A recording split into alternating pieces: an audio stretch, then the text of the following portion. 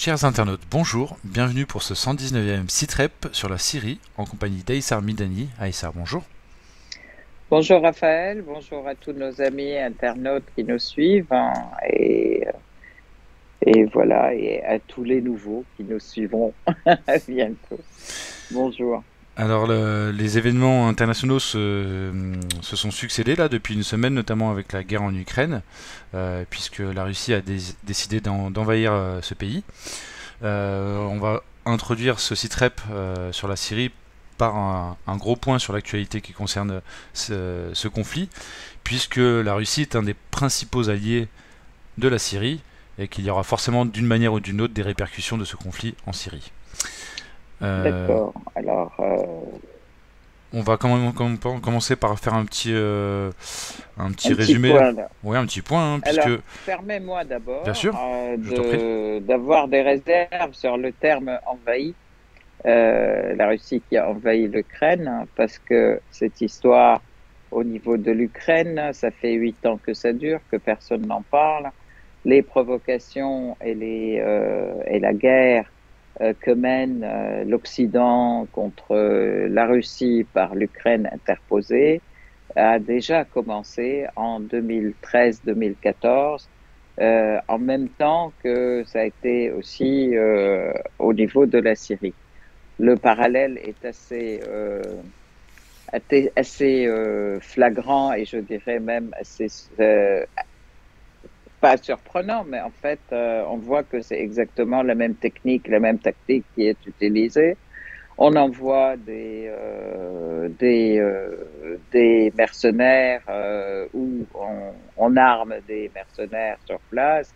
C'est le cas des forces Azov en Ukraine, alors qu'en Syrie, on avait envoyé Daesh, Al-Nusra, etc., des mercenaires de pays différents, même en Syrie, ça a été 130 pays différents qui ont agressé le pouvoir en Syrie et qui ont agressé la population. On voit que en Ukraine, ce sont les forces nazies, néo-nazies, qui sont soutenues par l'Europe et par l'Union européenne, qui se dit défendre la démocratie et qui se dit antifasciste, s'il vous plaît. Donc, ça a commencé par les troubles à Maïdan. Ces troubles à Maïdan ont été très violents, d'ailleurs. Il y a eu même des personnes qui ont été ficelées sur un poteau et puis agressées, brûlées, etc. Sans parler on peut rappeler quand même les victimes d'Odessa, on peut rappeler tout un tas de violences contre la population. Je précise que le massacre Oui, d'Odessa, il y a eu 50 victimes et de très nombreux, des centaines de blessés. C'était le fameux régiment Azov qui s'appelait à l'époque le bataillon Azov, qui est ouais. grandement responsable avec une autre unité de ces massacres, puisque en fait des syndicalistes et des manifestants russophones s'étaient réfugiés dans la maison des syndicats et donc le bataillon Azov a mis le feu au bâtiment alors qu'il y avait des femmes et des enfants dedans et que il y a des images horribles qui circulent où on voit des gens sauter par les fenêtres et après il y a des gens du bataillon Azov qui arrivent et soit avec des bâtons soit carrément qui leur tirent une balle dans la tête. C'est vraiment c'est horrible. Aucun média européen n'en a parlé. Les médias mainstream Ils en n'en ont ont jamais Ils parlé. n'en ont quasiment pas parlé. Je mettrai quand même une toute petite nuance, puisqu'il y a quand même Paul Morera de première ligne qui a fait un documentaire sur ce sujet-là précis, et je crois qu'il est passé dans Un œil sur la planète, ou c'était pas envoyé spécial, je crois que c'était Un œil sur la planète. Il y a eu un reportage en France qui en a parlé. Mais Ah, d'accord. on va dire, c'est l'exception qui confirme la règle. Oui, mais de toute façon, depuis ce temps-là jusqu'à maintenant, aucun média mainstream n'évoque effectivement ces horreurs qui sont pratiquées contre la population de Donbass. Moi, je voudrais rendre hommage à Tom Aldren aussi, à Tom qui faisait les CITREP, les premiers CITREP avec moi Avec et qui Sa chaîne faisait Éveil français, régulièrement, c'est ça, hein. et avec sa chaîne Éveil Français TV, et qui parlait régulièrement, qui faisait régulièrement des CITREP sur le Donbass, avec Christelle Néant qui rapportait effectivement toutes les agressions qui se faisaient contre le Donbass et Donetsk. Et Donc, j'en profite pour mentionner également le documentaire que j'ai découvert hier, qui a été tourné en 2014-2015 par Anne-Laure Bonnel et qui s'appelle Donbass, qui dure 50 minutes. Je vous encourage vraiment, on le trouve facilement sur YouTube. Voilà, Anne-Laure Bonnel, le documentaire s'appelle Donbass. de toute façon, si on peut mettra les liens dans l'article qui accompagne l'interview. Très bonne idée. Le site REP, donc les deux d'ailleurs pour l'éveil français TV. Et donc tout ça, je peux dire, c'est une accumulation d'agressions. La population, très vite d'ailleurs, la population de Crimée a demandé son rattachement à la Russie depuis donc 2014 et c'est devenu effectif en 2015 d'ailleurs. Et c'est maintenant il y en a qui disent que c'est pas légitime, etc. Mais en fait, à l'époque, c'était pas nécessairement sans raison préalable que ces choses sont survenues. Et à l'époque, le monde occidental toujours qui se dit le monde libre, s'il vous plaît, et ils s'y étaient opposés, etc. Et ils ont accusé la Russie. Pour Voilà. abonder dans ce que tu viens de dire, en fait, donc suite au coup d'État de la place Maïdan, donc Poroshenko a accédé au pouvoir. Une des premières mesures qu'il a prises la première semaine de sa entrée en fonction, ça a été de supprimer la langue russe des deux langues officielles en Ukraine, et ce qui a mis le feu aux poudres. Donc c'était une mesure anti-russe, et donc quelque part, il y a tout un pan de la population ukrainienne qui s'est senti citoyen de seconde zone, c'est le moins qu'on puisse dire. Ça a donné lieu donc du coup après à ce conflit au Donbass. Sachant que le président Poroshenko a eu des propos très très très durs à la télévision ukrainienne en prime time à l'égard d'une partie de sa population, où il disait que les enfants de l'Est n'iront plus à l'école, ils n'iront plus à la crèche. Je parle de Zelensky, non? Non, je parle de Poroshenko en 2014. En 2014, il était élu et il s'est enfui tout de suite après. Je me trompe peut-être du nom du président ukrainien, mais il me semble que c'est son nom. Oui, parce que Poroshenko, je crois que c'est le... bon, écoute, oui, je vérifierai, je mettrai peut-être une note rectificative, voilà, le cas échéant. C'est Mais comme j'ai vu le documentaire hier soir, il ne me semble pas que je me trompe, mais c'est possible. Donc bref, il y a eu vraiment une mise à l'amende publique des populations de l'Est. Ça a été très violent en 2014. On parlait du fait que les enfants ne pourraient plus aller à l'école, ne pourraient plus aller à la crèche, qu'il faudrait qu'ils se cachent dans des caves, etc. Enfin, et c'est effectivement ce qui s'est passé. Ils vivaient dans des caves. Sachant qu'ils sont chez eux, c'est leur pays. Quand même. Bien sûr. Alors on va parler peut-être maintenant des pourparlers de paix qui commencent aujourd'hui, puis aussi parallèlement à tous les médias mensonges qui tournent autour de cette affaire. Oui, moi ce que je voudrais, ça me rappelle étrangement tous les médias mensonges et d'un côté, c'est les horreurs qui ont été pratiquées en Syrie par l'envoi des mercenaires. D'autre part, les médias mensonges qui qualifiaient ces mercenaires de révolutionnaires et qui d'un autre côté, au contraire, agressaient et systématiquement les actions du gouvernement et du pouvoir en Syrie et de l'ensemble des forces de l'ordre en disant qu'elles sont orientées contre son peuple, etc. Et c'est devenu, on n'a pas arrêté de répéter, c'est le président qui tue son peuple, etc. Alors que toutes les actions de l'armée arabe syrienne étaient dirigées contre ces terroristes et ces mercenaires pour la sauvegarde de la vie du peuple et pour sauvegarder l'État et le pays de toutes ces horreurs qui ont déferlé pendant 11 ans maintenant et qui ont été suivies par des mesures appelées sanctions d'embargo absolument criminelles et qui sont passibles d'être des crimes contre l'humanité collectivement, des châtiments collectifs et des crimes contre l'humanité qui continuent maintenant à vouloir étrangler le peuple syrien pour le mettre à genoux. Donc le parallèle, il est évident au niveau des médias aujourd'hui, au niveau des médias mainstream. On voit qu'ils font l'éloge de l'armée ukrainienne qui est dirigée pour sauver Zelensky, qui est l'agent américain par excellence, hein, et qui demande aujourd'hui pour la deuxième et troisième fois d'adhérer à ce que l'Ukraine adhère à l'OTAN, alors que de l'autre côté, il est en train de mener des pourparlers avec la Russie pour répondre soi-disant aux craintes russes que l'Ukraine accède à l'OTAN.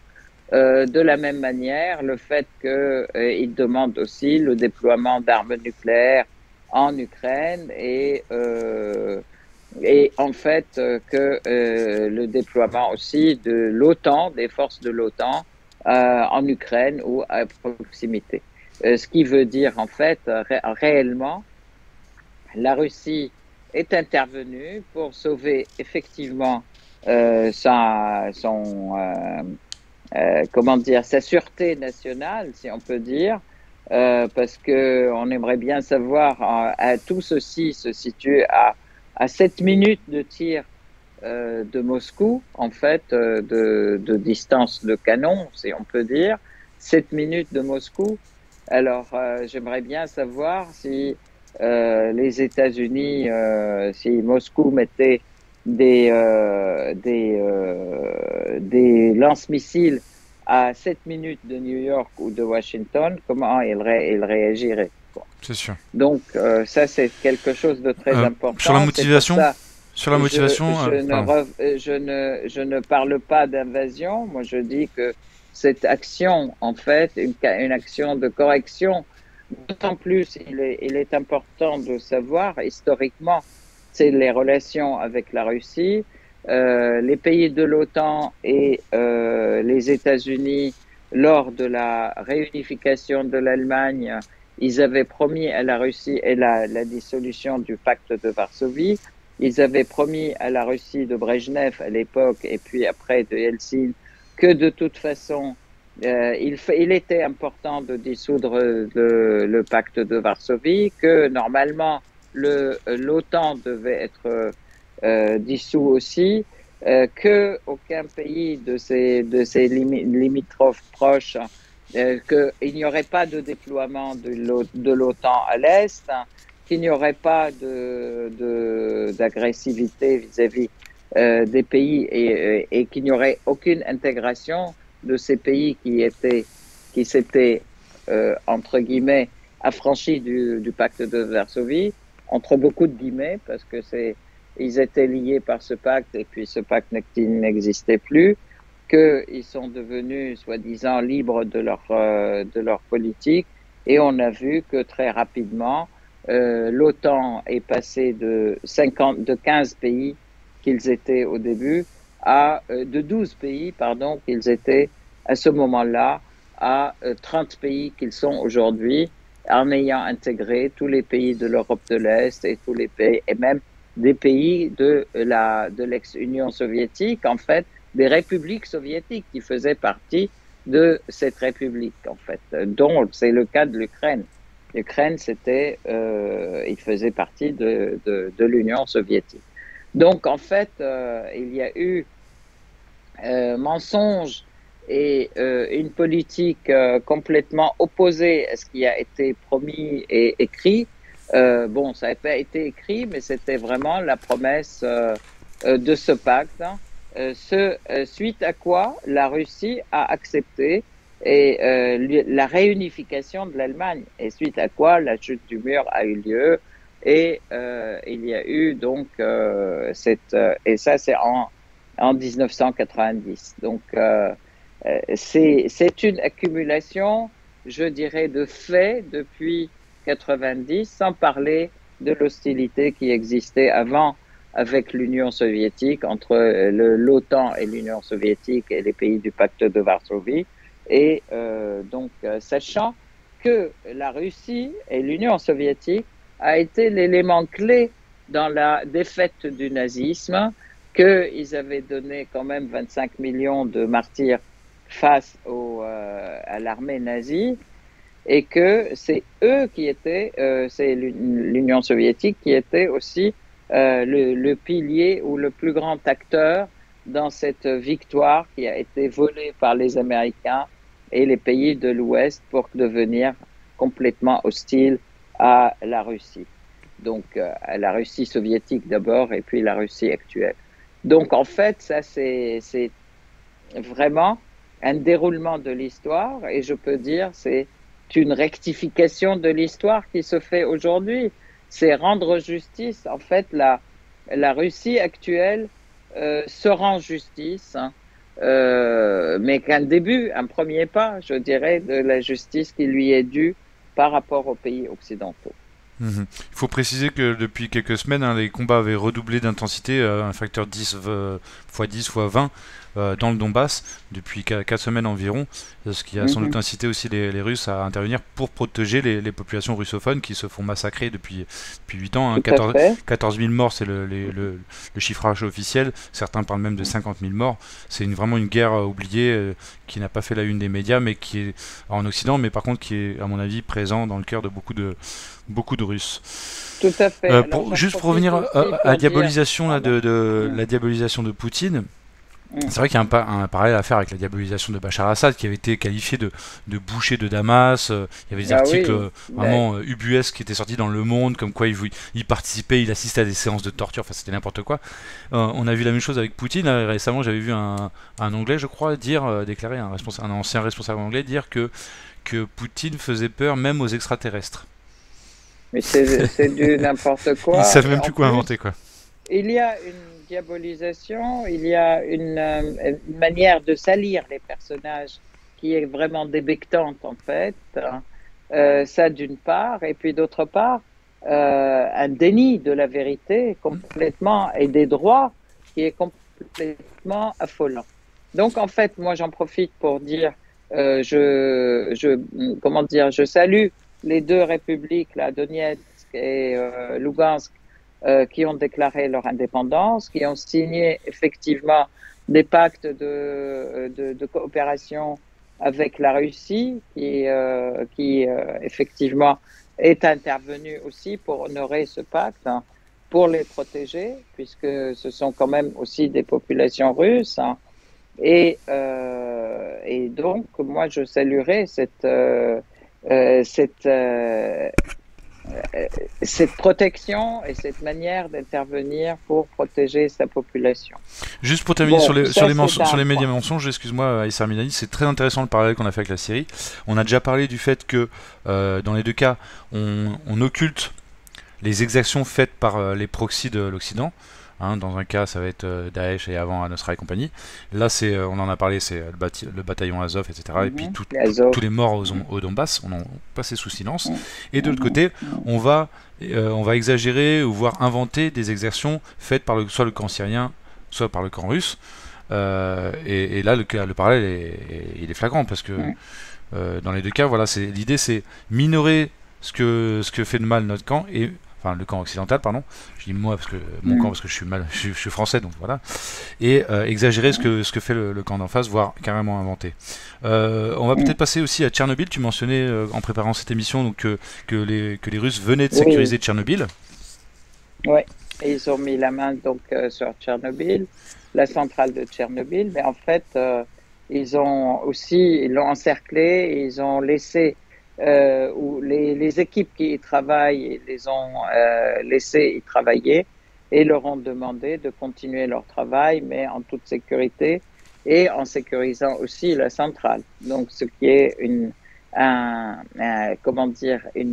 vaillante, je dirais, conscience pour protéger la population et surtout ne pas provoquer d'incidents d'un côté sur ce plan et ne pas non plus utiliser cette possibilité du nucléaire. Voilà. Alors, oui, c'est ce que je pense. Je pense pas que ce soit pour rassurer l'AIEA que les Russes aient encerclé Tchernobyl. J'ai fait une interview d'Emmanuel Leroy récemment où lui affirme qu'en fait Mm. les Ukrainiens étaient sur le point de mettre au point, étaient sur le point de fabriquer une bombe nucléaire sale, ce qu'on appelle une MOX, et que c'était donc une des raisons pour lesquelles les Russes avaient pris pour cible C'est stratégique intervenu. Mm. la centrale de Tchernobyl, parce que sinon c'est vrai que on comprendrait pas pourquoi dans une première semaine d'affrontement les Russes encercleraient cette centrale, a priori. Donc, alors, face aux réactions occidentales, on met des sanctions, on va priver la Russie de SWIFT, on va faire des sanctions économiques contre la Russie, etc. Là-dessus, ils ne se rendent vraiment pas compte que, au cours de ce temps, les sanctions contre la Russie, comme ça a été le cas d'ailleurs en 2014, les sanctions contre la Russie, c'est comme et aussi, elles sont plus des sanctions contre l'Europe que contre la Russie. Là, on peut en parler puisque 40% du gaz européen vient de Russie. Alors, s'ils ne veulent plus acheter le gaz russe, la population va crever de froid et on ne sait pas d'où on va chercher le gaz, à moins que ce soit le gaz de schiste américain qui est 3 fois plus cher, et sinon plus. Euh, il y a ce côté, il y a l'autre côté au niveau des denrées alimentaires. Bon, parce que la Russie, c'est aussi le blé, c'est aussi les céréales. Et je peux dire quand même que avant, c'est la Russie, elle importait du blé, des céréales de France et de l'Europe. Les sanctions qui ont été appliquées contre la Russie à la demande des Américains a ruiné les agriculteurs français et a permis à la Russie de devenir numéro 1 mondial du blé. au niveau de la production de blé. Donc, bon, Alors juste, ça je c'est nuancerai un tout aussi petit peu ce que tu as dit l'Europe qui se tire une balle dans le pied. pardon, Dans le parce pied. que dans le J'en pied et dans la profite, tête, mais Aïssa Armidani, j'en profite ouais. pour nuancer un tout petit peu ce que tu viens de dire par rapport les sanctions économiques là qui sont prises aujourd'hui. Elles sont proportionnellement Mhm. beaucoup plus importantes que ce qui avait été fait en 2014. Et donc je pense quand même qu'in fine l'économie russe, notamment les grosses entreprises, on le voit d'ailleurs la bourse russe, etc., le rouble, sont très affectés par ces mesures-là. Je pense que dire que nous allons être beaucoup plus affectés que les Russes, je suis pas sûr. Par contre, là où je te rejoins, c'est que nous allons être affectés. Ça c'est clair. Et très rapidement, Mhm. au niveau du prix du Mhm. carburant, prix du Mhm. gaz et même prix des denrées alimentaires. Oui, Puisqu'il y a les entrants tout chimiques, à enfin fait. il y a tout un tas de... Voilà. Donc dire qu'on va être plus impacté que les Russes, bon, c'est peut-être un peu tôt pour le dire, en tout cas on va être très impacté, là je te rejoins. Euh, Au niveau des sanctions économiques, Petit détail quand même, c'est que comment dire, l'interdiction de SWIFT, voilà, c'est ce que j'allais l'utilisation de dire, j'allais SWIFT venir justement. aux Russes, ça permet pas de payer, ça permet ni d'acheter ni de payer aux Russes, ni comment dire, de leur vendre des denrées. Oui, Donc, mais quand si il y on a regarde, oui, l'échange est interdit. oui, Mm, mais, Aïssa, il faut se méfier des effets d'annonce avec toute cette propagande occidentale. Est-ce que mm, ce sont vraiment les banques russes qui sont exclues du système SWIFT, comme ça a parfois été annoncé? En réalité, non. Si on regarde bien les déclarations précises, c'est mm. certaines banques russes qui vont être déconnectées de SWIFT. Donc ça veut dire qu'il y en a certaines D'accord. qui ne le seront pas. Donc ça veut dire Oui, que tout les à paiements fait. peuvent quand même se Bon, faire. Mais c'est pour, voilà. entre guillemets, gêner au maximum l'économie russe sans que c'est peut-être trop de répercussions sur l'économie occidentale. Donc voilà, c'est certaines banques Mm, russes. C'est important, je pense, de distinguer les deux. Il d'accord. y a également tout ce qui concerne on va dire le symbolique, et notamment dans le monde du sport. On ne compte plus le nombre de Mm, compétitions sportives où les Russes vont être exclus, ou alors qui devaient se passer en Russie, mais du coup, voilà, la finale de je sais plus quelle compétition de football est délocalisée de Saint-Pétersbourg à Paris, Stade de France. Ça peut prêter à sourire, mais le sport fait partie du soft power. C'est même une mhm. partie Tout à fait, importante du oui. soft power. Je te faisais cette remarque en préparant cette émission. C'est vrai qu'il y a encore ce deux poids deux mesures qui me semble, moi personnellement, insupportable. C'est-à-dire qu'on dit, on a vu pour le Grand Prix de Formule 1, des tas de coureurs ou même des internautes dire, ah non, on va pas faire une compétition sportive dans un pays qui fait la guerre. Oui, mais au nom de ce Voilà. principe-là, alors pourquoi on fait des compétitions sportives en France, aux États-Unis? Parce que, à ce que je sache, la France et les Nous États-Unis font la sommes en guerre guerre. en Syrie, en Irak, en Mais en Afghanistan et France, nous ailleurs. sommes en guerre depuis 2 ans, n'est-ce pas? Nous sommes en guerre contre le virus déjà. En plus, Ça a été déclaré tout à fait. par Macron 5 fois, 6 fois, nous sommes en guerre, nous sommes en guerre. Mais c'est vrai. Alors, hein? Donc Voilà, c'est bon, toujours ce deux poids deux c'est mesures, quoi. On applique à la Russie des exactement. standards qu'on ne s'applique pas à nous-mêmes. Exactement. Bon, mais de toute façon, il est important de regarder et de remarquer que la Russie n'est pas seule dans le monde, que d'autres grands pays aussi sont avec le droit et avec la défense et avec le changement de ce type de relations internationales et qui jusqu'à présent ont été basées sur la monopolarité, je dirais, des Américains qui se croient les rois du monde et qui se comportent comme tels, et qu'il y a maintenant beaucoup de pays qui sont de grands pays, et comme tous les pays, qui exigent le respect de leur souveraineté, le respect de leur peuple et de leurs richesses, etc., comme la Chine, où la Chine, l'Inde, l'Iran, il y a quand même des pays importants, la Syrie, qui commencent toujours, qui rejettent toujours cet hégémonisme, cette volonté d'imposer un diktat au pays, et qui aussi cherchent à casser ces embargos, à casser ces sanctions entre beaucoup de guillemets, et à essayer comment dire, de grandir et puis de parfaire leurs économies. Je tiens à dire quand même qu'un pays comme l'Iran est sous embargo depuis 75, hein, et que à l'ombre de cet embargo, ils se sont fait quand même une puissance régionale importante, aussi bien sur le plan militaire, sur le plan scientifique, sur le plan du développement économique, hein, un pays comme la Chine, qui est maintenant la deuxième puissance mondiale,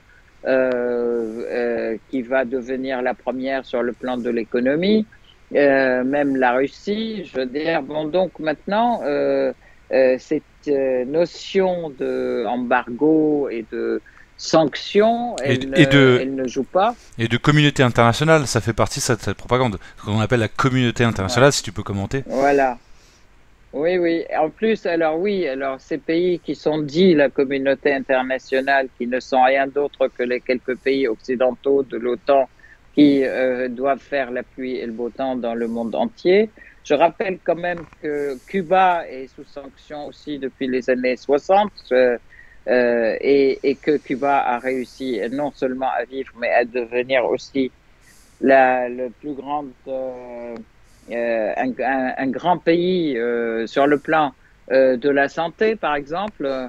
Et on les a vus d'ailleurs courir à la rescousse même de l'Italie ou de l'Espagne cette année lorsqu'il y a eu, enfin ces 2 dernières années lorsqu'il y a eu, ils étaient tous en proie au corona, à la pandémie, et ou qui ont été délaissés, pas seulement délaissés par leurs alliés, mais volés par leurs alliés pour les questions des masques et des vaccins. Donc, il est important de voir que aujourd'hui, l'ensemble du monde évolue, change, etc., et que on va vers un pays où il y a plus de forces et de pays qui exigent le respect de la souveraineté des autres, hein, le respect aussi et la non-ingérence, et puis un type de rapport égal à égal entre les peuples. D'accord. Alors, Dernier point aussi, pardon. dans ce cadre-là, un échange qui se fait avec la monnaie locale, donc où on peut se passer effectivement du dollar. Et en fait, peut-être que des sanctions de ce type ne font qu'accélérer l'affranchissement du dollar dans l'économie internationale. Mhm. Alors j'aimerais qu'on apporte 3 points avant de passer un petit peu plus à la Syrie et Mm. aux pays limitrophes de la Syrie. Le vote à l'ONU, la mise en état d'alerte des armes stratégiques russes et les pourparlers de paix qui viennent de commencer. Est-ce que tu peux commenter ces 3 points? On va commencer par le vote à l'ONU. Bah, le vote à l'ONU, il y a eu beaucoup de pays qui étaient contre, effectivement, contre les sanctions contre la Russie, mais il y avait une abstention quand même euh, euh, remarquée, je peux dire, l'abstention des Émirats arabes unis, l'abstention même de l'Arabie saoudite, je crois, je ne sais pas, Non, je crois pas. mais Il y a, surtout de la Chine. il y a la Chine et les La Émirats. Chine, Oui, c'est ça. la Chine, les Émirats La arabes unis, Chine puis un s'est troisième pays, abstenue. peut-être un troisième pays. Mais c'était pas l'Arabie Bon, saoudite. ben, Peut-être je l'Inde ne ou sais je ne sais pas. plus. Ah oui, lundi, je crois, oui, Oui, oui. oui. C'est ça, je ne les ai pas en tête, mais c'est intéressant parce que la Chine appelle à la retenue et est-ce que, en fait, est-ce que les conflits soient gérés par la discussion, etc., comme le stipule d'ailleurs la charte de l'ONU, quoi. Qu'il faut arrêter l'escalade et qu'on aille vers un apaisement. Et je crois là-dessus que la Chine va jouer un rôle important aussi dans l'apaisement de la situation. En ce qui concerne Astana, bon, qui était prévu la rencontre d'Astana au niveau de la Syrie, dans laquelle l'Iran et la Turquie sont membres, en fait, et puis en plus de la Syrie, bien entendu. Bon, ben, je pense que c'était prévu que ça se passe dans la première quinzaine de mars, ou voire après le 15 ou le 16 mars. Mais là, je pense, mais l'avenir nous le dira, je pourrais dire. Je pense qu'elle sera retardée. Il y a un point que j'aurais voulu évoquer, c'était le fait que, en fait, maintenant, les yeux se dirigent vers l'Ukraine et vers la Russie, mais de toute façon, les choses continuent au niveau local en Syrie et au niveau des accords au niveau des accords de Vienne, parce qu'il est important de voir quand même que pendant ce temps, les pourparlers sur le nucléaire iranien continuent, que on s'approche effectivement de la signature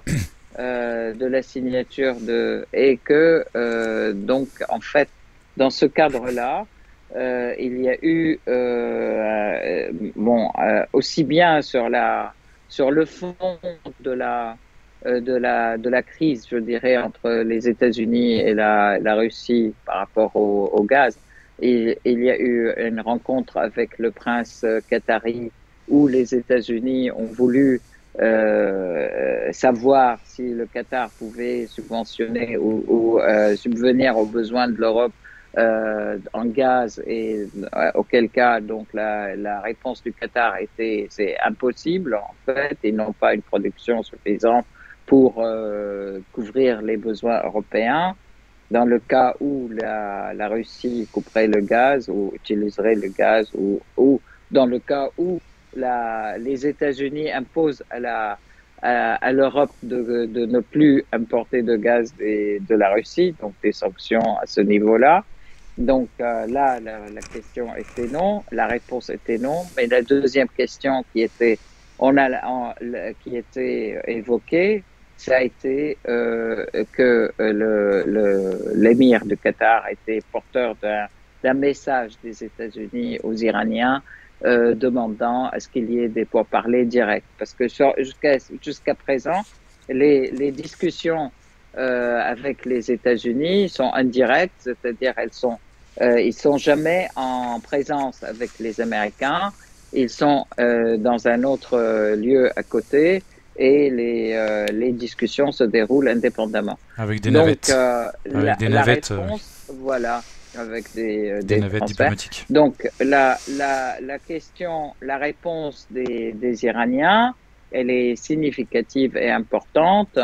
C'est, on veut bien effectivement discuter. la condition préalable, c'est qu'il y ait toutes les sanctions, levée totale de l'ensemble des sanctions.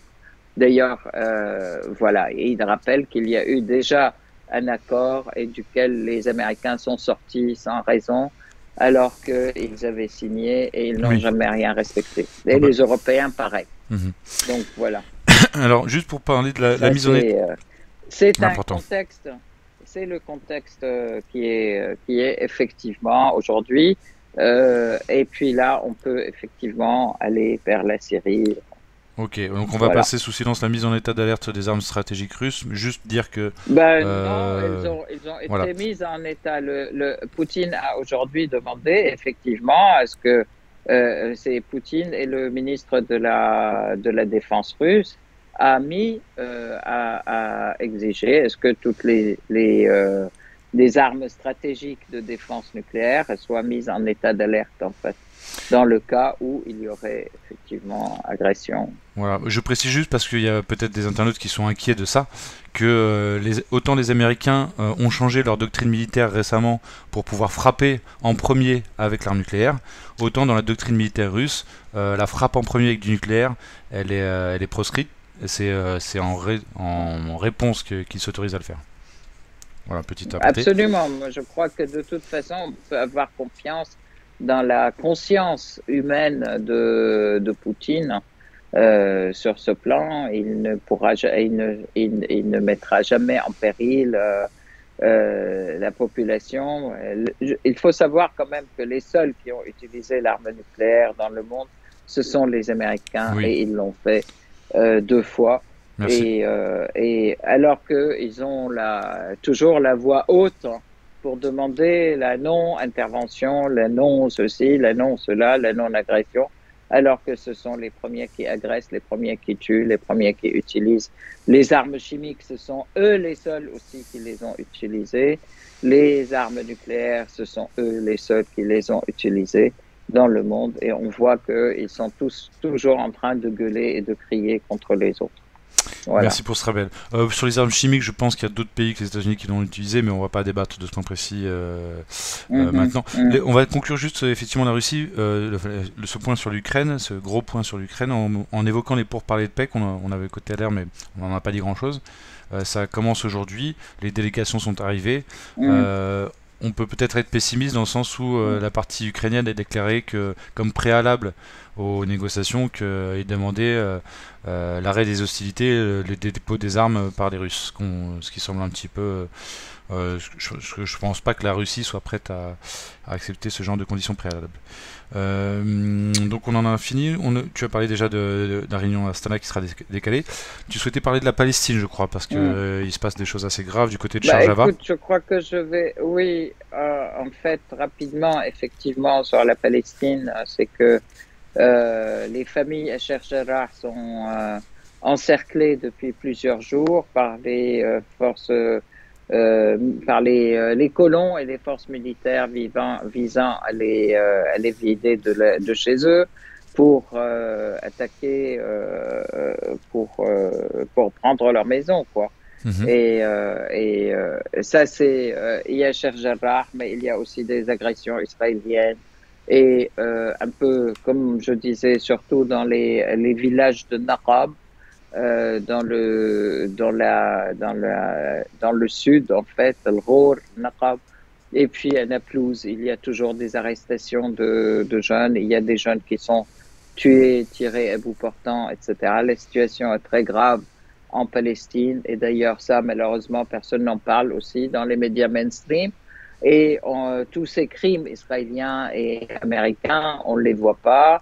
On ne voit pas les agressions contre le Yémen, on n'en parle pas, au contraire, alors qu'il y a des centaines de milliers de personnes qui sont systématiquement tuées, des enfants qui meurent de faim, qui meurent de froid, etc. dans cette saison très rigoureuse d'hiver, terriblement froid. Et voilà. Donc c'est très grave.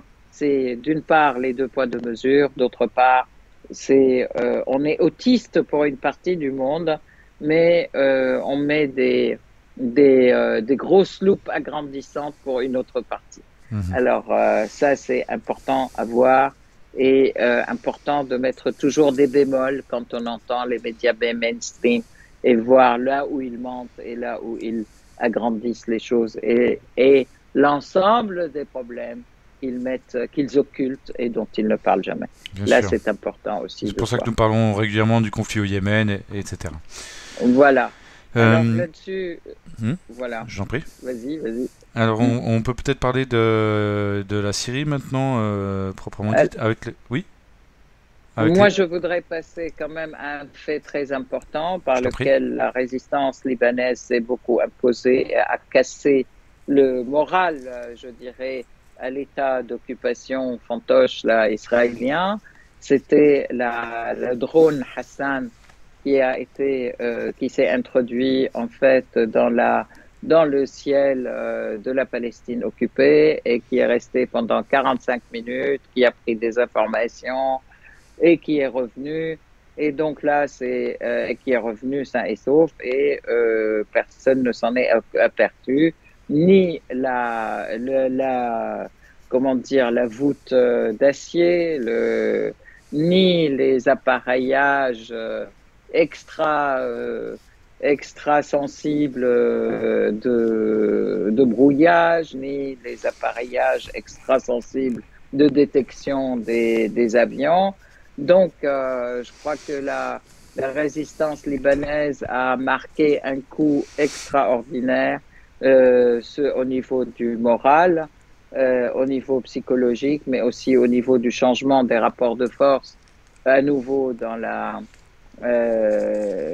par rapport aux Israéliens et surtout que le manque, bon, puis il y a le marché militaire, je dirais, des armes que les Israéliens promettaient aux uns et aux autres de vendre la voûte de fer, de vendre les appareils, toutes les structures de protection, de brouillage et de détection, etc., qui se mettaient donc au maximum de l'avancée technologique et scientifique. Là, ils en ont pris un coup pour leur marché, je dirais, et que personne plus ne les croit.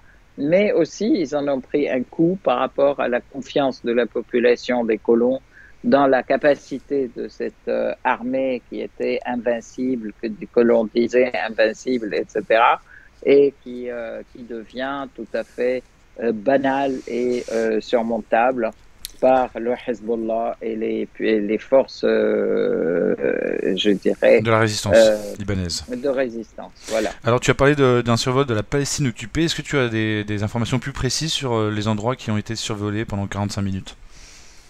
Non, Non, non. d'accord. Là, Ok, je n'ai très bien. pas d'informations plus précises. Mhm.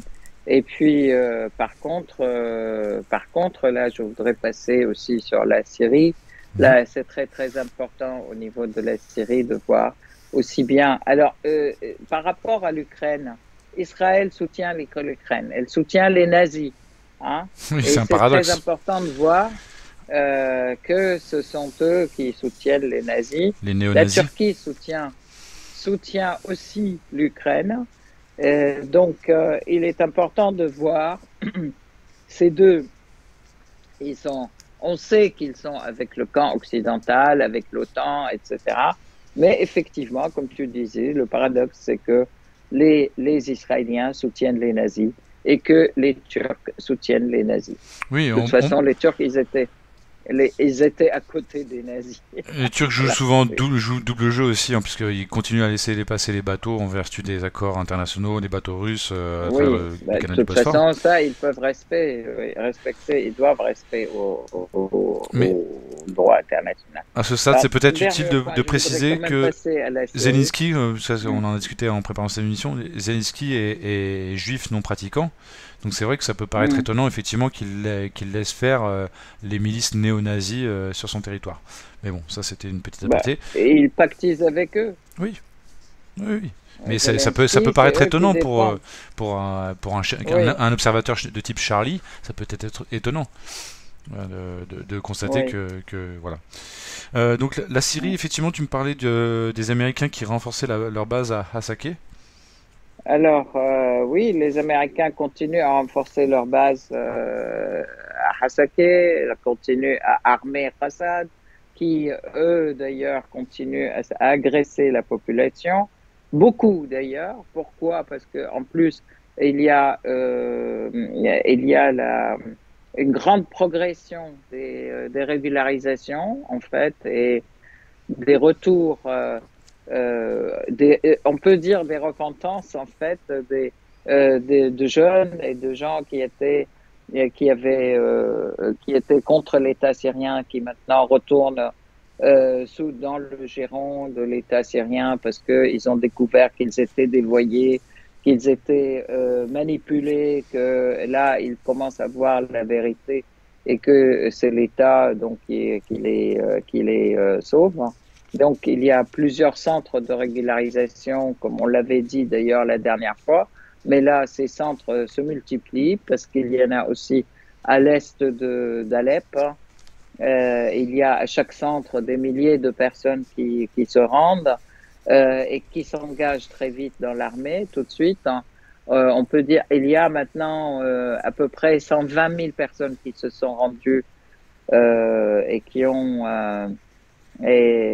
repris leur travail et leur vie, etc. Et qui donc depuis le début de l'ouverture de ces centres de régularisation, fin novembre, jusqu'à maintenant, ce qui est un chiffre important. Et puis tout cela, ils font appel aussi à tous ceux qui sont à l'extérieur qui sont soit en Arabie Saoudite, soit à Qatar, soit à d'autres endroits, soit en Turquie, à revenir aussi dans le pays et à se mettre sous la direction de l'État syrien et puis à reprendre leur vie normale partout. Donc, face à cette montée effectivement des régularisations, Assad accentue justement ses agressions contre la population et les empêche de venir au centre de régularisation, etc. Et ils multiplient leurs exactions, ce qui ne fait qu'augmenter la colère contre eux. Bon, alors c'est quand même une très Donc, bonne nouvelle que le processus de réconciliation suit son cours et s'amplifie. Euh, absolument. Et alors, il y a cet aspect, il y a l'autre aspect au niveau des mesures. Donc, les gens reprennent aussi la culture de leur terre, la défense de leur terre. Ça, c'est un point important pour redynamiser l'économie, mhm. parce que on sait que les paysans sont un élément important dans une économie agricole comme c'est le cas de la Syrie, et c'est l'élément moteur aussi de l'ensemble de l'économie. Et parallèlement, il y a donc des prises de position aussi par rapport à ce qui se passe en Ukraine de la part d'abord déjà le président syrien, le président Bachar al-Assad a eu Un entretien téléphonique. une conversation, un entretien téléphonique, un long entretien téléphonique avec le président Poutine, déclarant pas seulement que les deux combats sont les mêmes en fait, sont des combats donc contre le terrorisme et contre l'injustice et l'agression occidentale. On a les mêmes ennemis en Syrie que en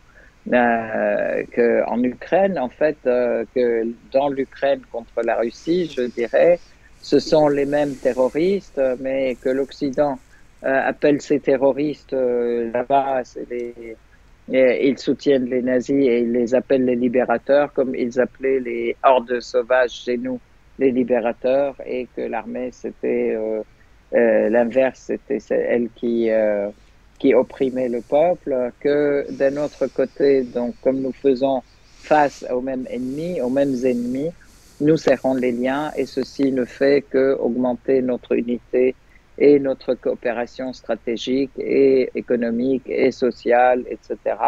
Et historique d'ailleurs, qui était sur tous les plans. Et là, on est obligé, on diversifie les plans de coopération. Mhm. Et donc, Il y a eu il y a aussi eu aussi le une conseil du réunion voilà, une réunion du du conseil du Conseil du peuple. Pape, Mhm. absolument, une réunion du Conseil du Peuple qui est le gouvernement actuel et le gouvernement, le Le Parlement, en Parlement. fait, en Syrie. Et donc, et une réunion, plusieurs réunions aussi du Conseil des ministres qui, à la lumière de ce qui se passe en Ukraine, étudie les mesures économiques et à mettre en place pour faire face à l'impact ou à une dégradation de la situation, à l'impact mondial de cette situation, à l'impact financier, à l'impact économique, etc. Comment allons-nous réagir en Syrie? Donc, en prévision, des mesures de prévision pour diminuer les catastrophes au niveau de la population. Alors on sent bien qu'il y a Donc, deux, ça, c'est il y a important, deux blocs hein, qui se créent aujourd'hui, hein, un autour des États-Unis, un autour de la clairement. Russie. Dans ce contexte, il y a eu une rencontre entre les responsables du renseignement syrien et iranien en Iran. Est-ce que tu peux nous en parler? Oui, alors le responsable des renseignements syriens est allé en Iran, donc il a rencontré Shamkhani, et où les deux ont été ravis de à nouveau affirmer en fait la coopération contre le terrorisme et Contre les ingérences étrangères, finalement. les ingérences étrangères, la domination des pays qui créent des troubles à l'intérieur de chacun de nos pays. Et surtout, se sont mis d'accord aussi pour avoir une stratégie, pour renforcer la stratégie commune de lutte contre le terrorisme et le pays occupant, contre Israël, et qui est vraiment le principal ennemi dans la région, en fait, hein.